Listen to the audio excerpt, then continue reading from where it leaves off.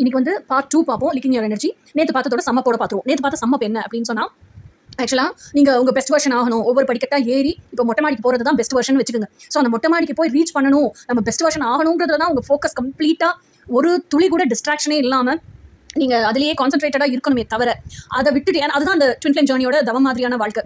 அதை விட்டுட்டு, ஆனால் நம்ம எல்லாருமே ஹியூமன்ஸ் தான், எமோஷன்ஸ் இருக்குது, எல்லாமே இருக்குது. அதை காட்டிலும் வைராகியமும் ஜாஸ்தி இருக்கணும். ஆனால் நான் என்ன சொல்கிறேன், இந்த ட்வின் ஃப்ளேம் ஜர்னி அப்படிங்கிறதுக்காக நீங்கள் லைஃப் என்ஜாய் பண்ணாமல் வாழாமல் இதெல்லாம் இருக்கவே கூடாது. அந்த வைராகியங்கிறது எப்படி இருக்கும்னா, அந்த செல்ஃப் லவ், எனக்கு பிடிச்சதை நான் எனக்கு கொடுத்துக்கிறேன். ஓகே, எனக்கு பிடிச்ச ஆணோட தான் நான் வாழ்வேன். அதுதான் எனக்கு பேரின்போம். மற்றதெல்லாம் இந்த இடையில சில்லண்டிகளாக வருது இல்லை, எனக்கு வர ஆசைகள், என்னோட கவலையை சொல்றது, குழம்புக்கு ஒரு ஆள் வேணும், நான் சாஞ்சு தூங்குறதுக்கு ஒரு மாறு வேணும், இடையில பர்மனெண்டாக எவனோ ஒருத்தன் வரான்னு வச்சுக்கோங்க, தற்காலிகம் தான் உங்களுக்கு தெரியுது. அவங்க கூட நீங்கள் பேசுறீங்க பழகுறீங்க, அப்போதைக்கு இருக்கிற அந்த இச்சையில் பேசுறீங்க பழகுறீங்க அப்படின்னாலும் இவன் நமக்கு ஃபிட் ஆக மாட்டானே உங்களுக்கே தெரியுதுன்னு வச்சுக்கோங்க. ஒரு 4 நாள் பேசி பழகினவன், இச்சைக்காக பேசி பழகிறவன், ஃபிட் ஆகலன்னு தெரிஞ்சவன் லைஃப் லாங் நம்ம கூட எப்படி வரமாட்டான்னு தெரியும். அந்த 4 நாள் வேஸ்ட் பண்ணாலும் அந்த 4 நாள் எனர்ஜி வேஸ்ட் தானே.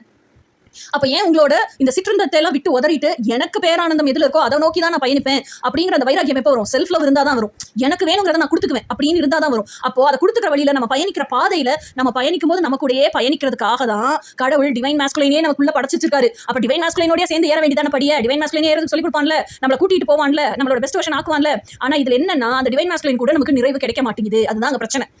ஆனால் நிறைவு கண்டிப்பாக கிடைக்கும். எப்படி கிடைக்கும்னா, நீங்கள் டிவைன் மாஸ்குலைன் கூடயே இருந்து டிவைன் மாஸ்குலைனையே உள்ளுணரணும். நமக்கு இப்படி ஒரு இப்போ கோச்சிங் வந்திருக்கீங்க, டிவைன் மாஸ்குலைன் உள்ள இருக்கான்னு சொல்லி கொடுத்ததை வச்சுக்கிட்டு நீங்கள் உங்கள் கற்பனையிலையும் கனவுலையுமே மட்டும் டிவைன் மாஸ்குலைன் உருவாக்கி பேசக்கூடாது. உருவாக்கி நீங்கள் பேசுனீங்கன்னா உங்கள் கான்ஷியஸ்க்கு நல்லா தெரியும் இது கற்பனை தான், நான் உருவாக்கி வச்சிருக்க ஒருத்தங்கிட்ட தான் பேசிட்டு இருக்கேன், நிஜம் இல்லைன்னு உங்களை தட்டி அதை சொல்லிக்கிட்டே இருக்கும். ஓகேயா, அப்படி பேசக்கூடாது. ஆனால் உங்கள் உண்மையிலே ஆக்சுவல் ட்ரூத் என்ன, உங்கள் ஹார்ட் ஸ்பேஸ்க்குள்ள உங்கள் ஹார்ட் துடிக்கிற எனர்ஜி தான் உங்கள் டிவைன் மாஸ்குலைன். உங்கள் ஹார்ட் துடிக்குதா இல்லையா, உங்களுக்கு ஹார்ட் கொடுத்துருக்கா இல்லையா கடவுள், ஹார்ட் துடிக்குது தானே. அப்போ அது துடிக்கிறதுக்கு ஒரு எனர்ஜி இருக்குல்ல, அதுதான் உங்கள் டிவைன் மாஸ்குலைன். அப்போ உண்மையிலே டிவைன் மாஸ்குலைன் ஒருத்தர் உள்ள இருக்காது. நீங்கள் அப்போ உள்ளுணர்ந்து அந்த டிவைன் மாஸ்குலைன்ல பேசணும். டெய்லி பேசிஸ்ல 24/7 எவ்ரி மொமெண்ட் அந்த டிவைன் மாஸ்குலைன் கூட வாழணும். அப்பதான் அந்த இன்டிமசி வரும், அப்பதான் அந்த டிரான்ஸ்பரன்சி வரும். ஏதோ ஒரு சந்தோஷம்னா ஓடி வந்து டிவைன் மாஸ்குலைன்ட்ட சொல்லுவோம், ஏதோ ஒரு சோகம்னா ஓடி வந்து டிவைன் மாஸ்குலைன்ட்ட தான் அழுவோம், ஏதோ ஒரு பிரச்சனை கோவமா இருக்குன்னா டிவைன் மாஸ்குலைன் சட்டையை பிடிச்சி தான் உழுக்கும். இப்படி எல்லாம் நம்ம டிவைன் மாஸ்குலைன் கூட வாழ்ந்தோம்னா தான், இப் சப்போஸ் நமக்கு எப்படி சொல்றது, பிசிக்கல் ப்ளஷரே வேணும்னாலும் எனக்கு இப்படி வேணும் டிவைன் மாஸ்குலைன்ட்ட காமிங்க, அது கிடைக்கும்.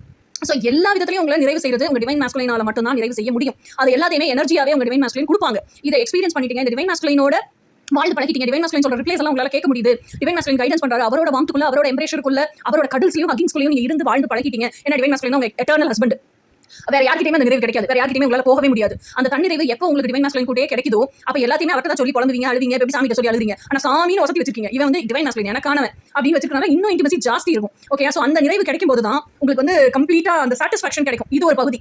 எனர்ஜியை லீக் பண்ணக்கூடாது அப்படிங்கிறதுல. ஓகே, இதுல தான் உங்க ஃபோக்கஸ் அண்ட் கான்சென்ட்ரேஷன் இருக்கணுமே தவிர இதை தாண்டி வேற எதையுமே நீங்க சிந்திக்கக்கூடாது. இதனால என்ன பெனிஃபிட் அப்படின்னா, நீங்க டிவைன் மாஸ்குலைன் எந்த அளவுக்கு க்ளோஸா இருக்கீங்களோ, எந்த அளவுக்கு டிரான்ஸ்பரண்டா இருக்கீங்களோ, எந்த அளவுக்கு இன்டிமேட்டா இருக்கீங்களோ, அந்த அளவுக்கு உங்க எர்த்லி மாஸ்குலைன் உங்களை நோக்கி வந்துட்டு இருக்காங்கன்னு அர்த்தம்.